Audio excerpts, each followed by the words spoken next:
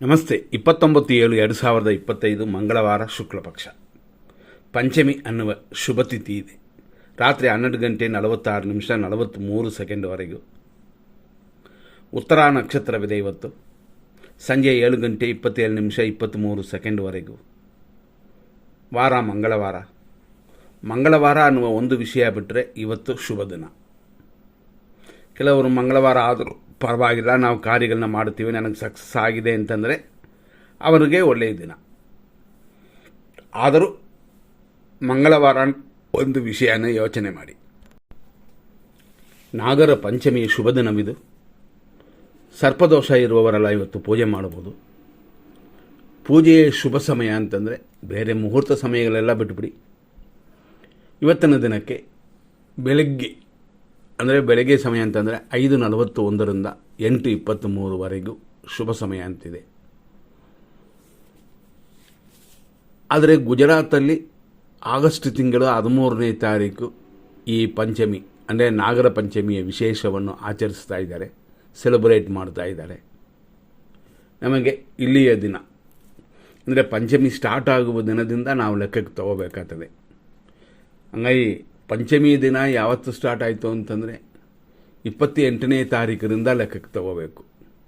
ಯಾಕೆಂದರೆ ಚತುರ್ಥಿಯ ದಿನ 28ನೇ ತಾರೀಕು ಅಂದರೆ ನನ್ನೆಯ ಡೇಟ್ಗೆ ರಾತ್ರಿ 11:25 ಪ್ರಾರಂಭವಾಗಿ ಈ ಪಂಚಮಿ ಇವತ್ತಿನ ದಿನ ಅಂತಂದರೆ 25ನೇ ತಾರೀಕು ಮಾತ್ರ ಅಲ್ಲ, 29, 28 ಅಂತ ನೀವು ಡೇಟ್ಗಳು ಯಾರಾದರೂ ಏನಾದರೂ ಹೇಳಿದ್ರು 29ನೇ ತಾರೀಕು ಅಂದರೆ ಈ ದಿನ ರಾತ್ರಿ 12:47 ಇದೆ. ಆದ್ದರಿಂದ ವಿಶೇಷವಾಗಿ ಕೊಂಡಾಡಬಹುದು. ಪಂಚಮಿಯ ಆಚರಣೆಯ ಪೂಜಾ ಕಾರ್ಯಗಳು ಇದರಲ್ಲಿ ಹೆಚ್ಚಿನ ಗಮನ ಕೊಡಿ. ಯಾಕೆಂತಂದರೆ ಉತ್ತರ ನಕ್ಷತ್ರ ಸೂರ್ಯನ ನಕ್ಷತ್ರವೂ ಕೂಡಿ ಬಂದಿದೆ. ಅಮೃತ ಮತ್ತು ಸೌಭಾಗ್ಯ ಯೋಗ ಕೂಡಿ ಬಂದಿದೆ. ಕೆಲವು ಸಮಯಗಳಲ್ಲಿ ಈ ನಾಗರ ಪಂಚಮಿ ದಿನವೆಲ್ಲ ಬೇರೆ ರೀತಿ ಅಂದರೆ ಪೂಜಾ ಕಾರ್ಯಗಳಿಗೆ ತಕ್ಕಂಥ ದಿನವಾದರೂ ಬೇರೆ ಕಾರ್ಯಗಳಿಗೆ ಒಳ್ಳೆಯ ದಿನವಲ್ಲದೇ ಆಗಿದೆ. ಆದರೆ ಇದು ಖಂಡಿತವಾಗಿ ಶುಭ ದಿನವಾಗಿದೆ ಈ ಮಂಗಳವಾರ. ಅದರಿಂದಾಗಿ ನಾಗರ ದೋಷ ಇರುವವರೆಲ್ಲ ಪೂಜೆ ಮಾಡಿಕೊಳ್ಳಿ. ನಾಗರ ದೋಷ ಅನ್ನೋದು ಒಂದು 2-3 ಟೈಪಲ್ಲಿ ಬರುತ್ತದೆ. ರಾಹು, ಕೇತು. ಕೆಲವು ಸಮಯದಲ್ಲಿ ಮಾತ್ರ ಕೇತು ಮಾತ್ರ ದೋಷ ಇರುತ್ತೆ ಜಾತಕದಲ್ಲಿ, ರಾಹು ಚೆನ್ನಾಗಿರುತ್ತೆ. ಇನ್ನು ಕೆಲವರಿಗೆ ಕೇತು ದೋಷ ಬರುತ್ತೆ, ರಾಹು ಚೆನ್ನಾಗಿರುತ್ತದೆ. ಕುಜದೋಷ ಅಂತ ಇರುತ್ತದೆ, ಅಂದರೆ ಮಂಗಲ ಗ್ರಹ, ಅಂಗಾರಕ ಅಂತ ಕುಜಗ್ರಹ ಅಂತಂತೀವಿ. ಆ ಗ್ರಹದಿಂದಲೂ ನಾಗರ ದೋಷ ಬರುತ್ತದೆ. ಮತ್ತು ಕಾಳಸರ್ಪ ದೋಷ ಬರುತ್ತದೆ. ರಾಹು ಕೇತುವಿನಿಂದ ಉಂಟಾಗುವ ಈ ಕಾಳಸರ್ಪ ದೋಷವು ಅಲ್ಲಿ ಲೆಕ್ಕಕ್ಕೆ ಸೇರುತ್ತದೆ. ಹಂಗಾಗಿ ಕಾಳಸರ್ಪ ದೋಷ ಅನ್ನೋದು ನಾನಾ ರೀತಿಯಲ್ಲಿ ಬರುತ್ತದೆ. ಆದ್ದರಿಂದ ಕಾಳಸರ್ಪ ದೋಷದಲ್ಲಿ ಖಂಡಿತವಾಗಿ ಗಮನ ಕೊಡಬೇಕಾಗ್ತದೆ. ಇಷ್ಟೆಲ್ಲ ಇದೆ, ನೋಡ್ಕೊಳ್ಳಿ. ಹಂಗಾಗಿ ಪೂಜೆ ಸಮಯಗಳಲ್ಲಿ ಒಳ್ಳೆಯ ಕಾರ್ಯಗಳಿಲ್ಲ,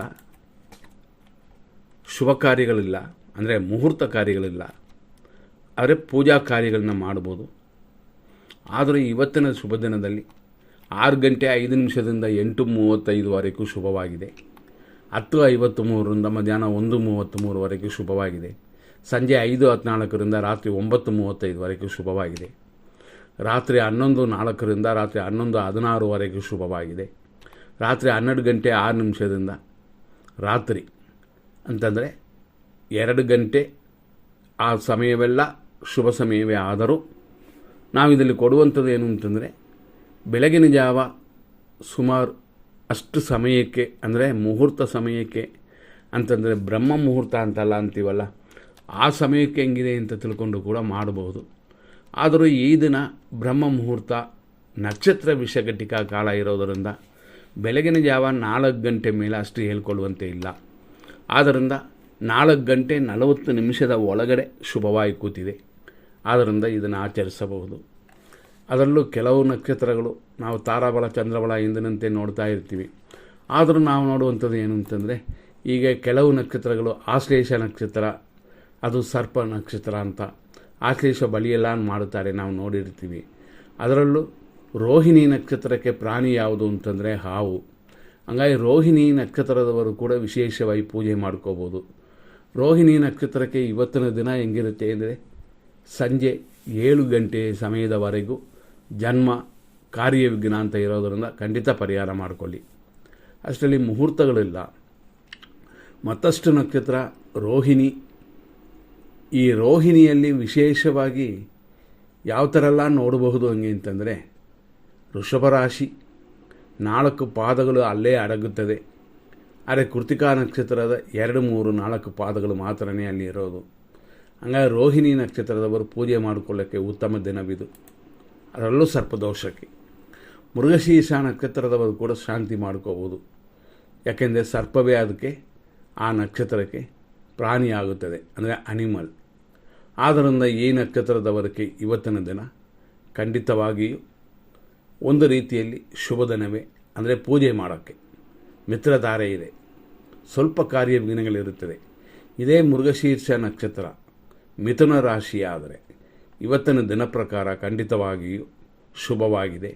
ಆದ್ದರಿಂದ ಖಂಡಿತವಾಗಿ ಪೂಜೆ ಮಾಡ್ಕೋಬೋದು.